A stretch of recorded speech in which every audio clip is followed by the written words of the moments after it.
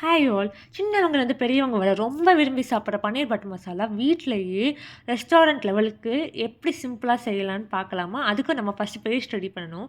அதுக்கு சூடான கடாயில நெய், சோம்பு, கிராம்பு, அன்னாச்சி பூ, பட்டை, கல்பாசி, ஜாதிபத்திரி, ஏலக்காய், அதுக்கப்புறம் பிரியாணி இலை போட்டு நல்லா ரோஸ்ட் பண்ணிக்கோங்க. ரோஸ்ட் பண்ணதுக்கப்புறம் அதில வெங்காயம், இஞ்சி பூண்டு விழுது, தக்காளி எல்லாம் சேர்த்து நல்லா வதக்கிட்டு, அதுக்கப்புறம் அதில ரிச்னஸ்க்காக முந்திரி, கொஞ்சம் மஞ்சத்தூள், மல்லித்தூள், கசகசா அதுவும் ஒரு ரிச்னஸ்க்காக தான் போட்டுட்டு, அதுக்கப்புறம் மிளகாய் தூள் போட்டு நல்லா வதக்கிட்டு, அதில கொத்தமல்லி போட்டு நல்லா வதக்கிக்கோங்க. வதங்கின பிறகு கொஞ்சம் தண்ணி சேர்த்து, அதில உப்பு, சீனி சேர்த்து, இது ஆறின பிறகு நல்லா ஒரு பேஸ்ட் மாரி அரைச்சு வச்சுக்கோங்க.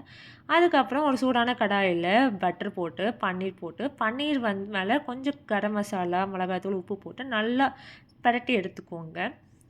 எடுத்து வச்சுக்கோங்க. அதுக்கப்புறம் அதே கடாயில கொஞ்சம் பட்டர், அதுக்கப்புறம் கரம் மசாலா பொருட்கள், அதுக்கப்புறம் மிளகாய்த்தூள், கரம் மசாலா தூள், அதுக்கப்புறம் அரைச்ச பேஸ்ட்டு, அதுக்கப்புறம் நம்ம டோஸ்ட் பண்ணி வச்சுருந்தோம்ல, அந்த பன்னீர் போட்டு கடைசியா கஸ்தூரி மேத்தி தூவி இறக்கினீங்கன்னா, சூப்பரான பன்னீர் பட்டர் மசாலா ரெடி.